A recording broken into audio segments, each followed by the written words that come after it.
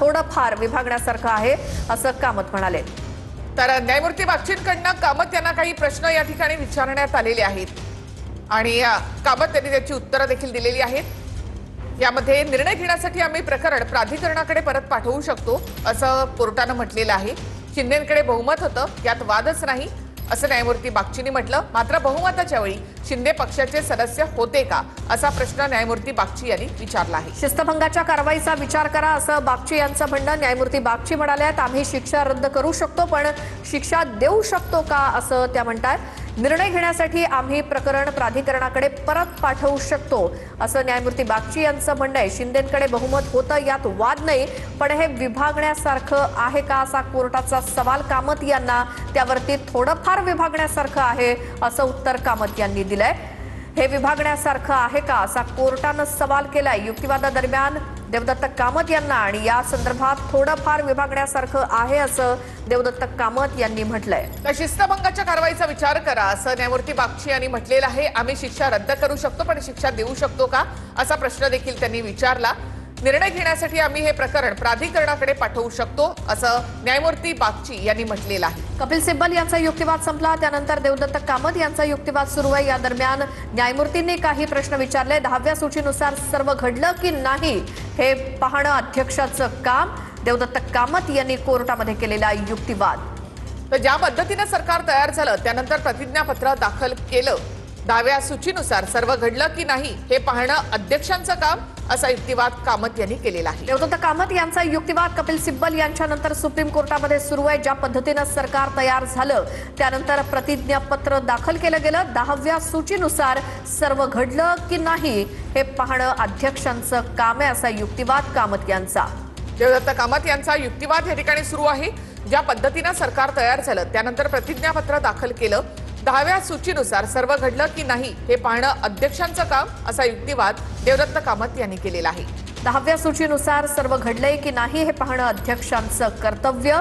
अध्यक्षांनी पक्षपातीपणा केला असा एक प्रकारे युक्तिवाद कपिल सिब्बल यांच्याकडनं आणि कामत यांच्याकडनं देखील केला जातोय। ज्या पद्धतीनं सरकार तयार झालं, समोरच्या बाजूला उत्तर देण्याची संधी दिली, ती कशी दिली असं कामत म्हणतायत। 10व्या सूचीनुसार सर्व काही घडलंय की नाही हे पाहण्याचं काम अध्यक्षांचं। देवदत्त कामत यांनी कोर्टामध्ये युक्तिवाद केलाय। ज्या पद्धतीनं सरकार तयार झालं त्यानंतर प्रतिज्ञापत्र दाखल करण्यात आलं। तर समोरच्या बाजूला उत्तर देण्याची संधी दिली, ती कशी दिली असा प्रश्न या ठिकाणी कामत यांनी केलेला आहे। समोरच्या माणसाला म्हणजे उत्तर देण्याची संधी देणं म्हणजे तुम्ही त्यांना सिस्टीम मानायला लागला होतात असा युक्तिवाद देवदत्त कामत यांनी केलाय। ज्या पद्धतीनं सरकार तयार झालं त्यानंतर प्रतिज्ञापत्र देखील दाखल केलं गेलं।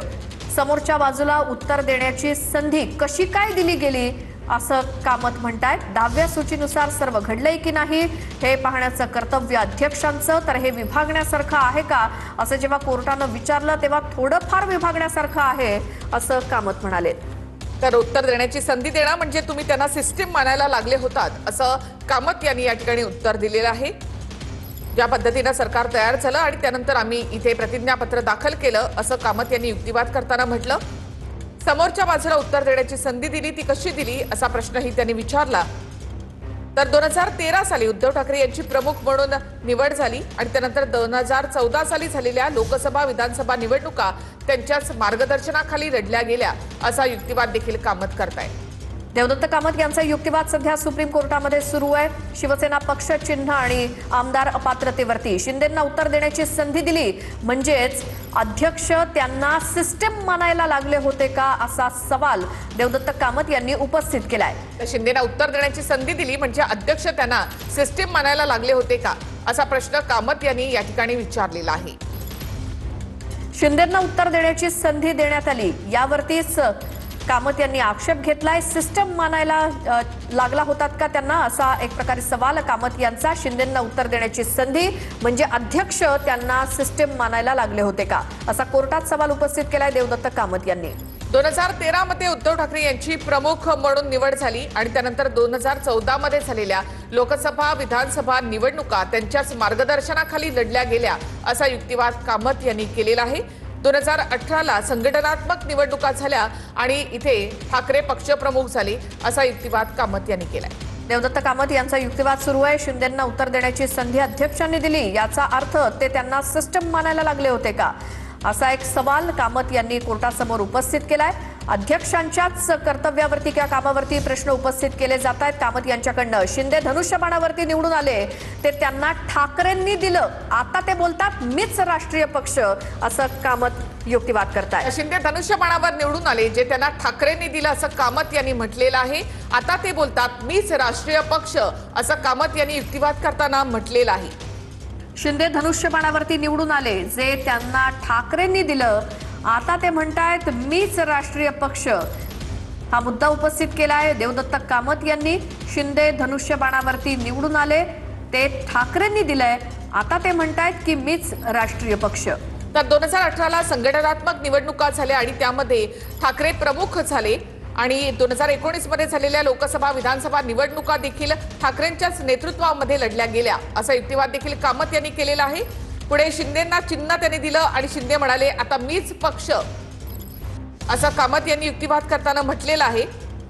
2018ला संघटनात्मक निवडणुकीच्या वेळी ठाकरे प्रमुख झाले. त्यानंतर 2019 साली ठाकरेंच्या नेतृत्वात निवडणुका झाल्या.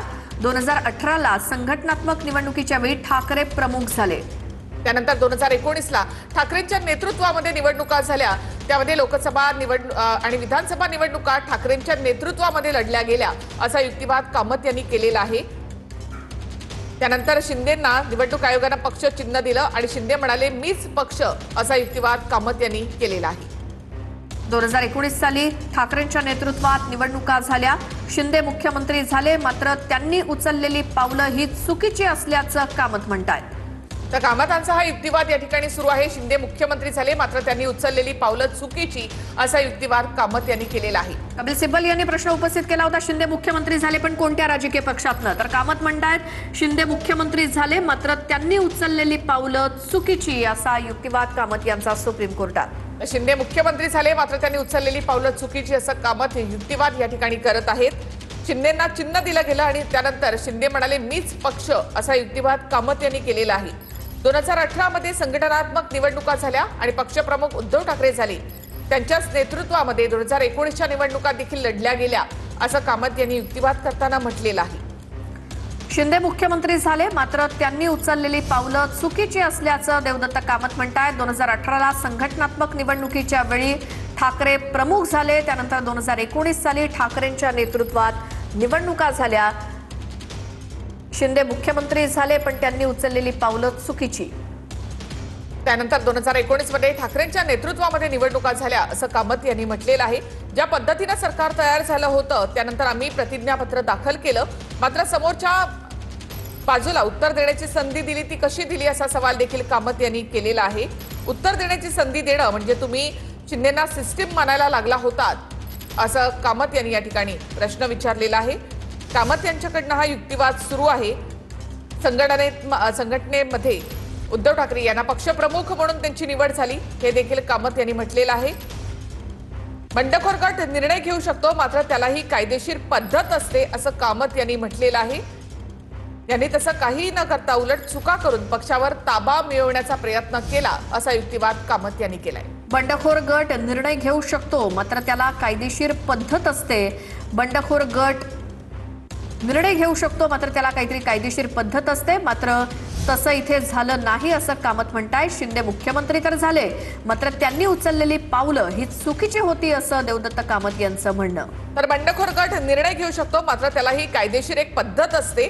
यांनी तसं काही न करता उलट चुका करून पक्षावर ताबा मिळवण्याचा प्रयत्न केला, असा युक्तिवाद कामत यांनी केलेला आहे. देवदत्त कामत यांचा सुप्रीम कोर्टात युक्तिवाद सुरू आहे. आमदार अपात्रतेसंदर्भात बंडखोर गट निर्णय घेऊ शकतो, मात्र त्याला एक कायदेशीर पद्धत असते, पण बंडखोर गटानं चुका करून पक्षावरती ताबा घेण्याचा प्रयत्न केला, असं कामत म्हणतात. तर बंडखोर गटाने चुका करून पक्षावर ताबा घेण्याचा प्रयत्न केला, असा युक्तिवाद कामत यांनी केलेला आहे. त्याचबरोबर सगळीकडे 2018चं संविधानच मानलं गेलं, असं या ठिकाणी कामत यांनी म्हटलेलं आहे. कामत यांचा हा या ठिकाणी युक्तिवाद सुरू आहे आणि 2018ची पक्षाची घटना या संदर्भामध्ये आता कामत बोलतायत. बंडखोर गटानं कसे चुकीचे निर्णय घेतले, कायदेशीर पद्धत त्याला काहीतरी असते. बंडखोर गट निर्णय घेतो त्याला, मात्र या गटानं चुका करून पक्षावरतीच ताबा घेण्याचा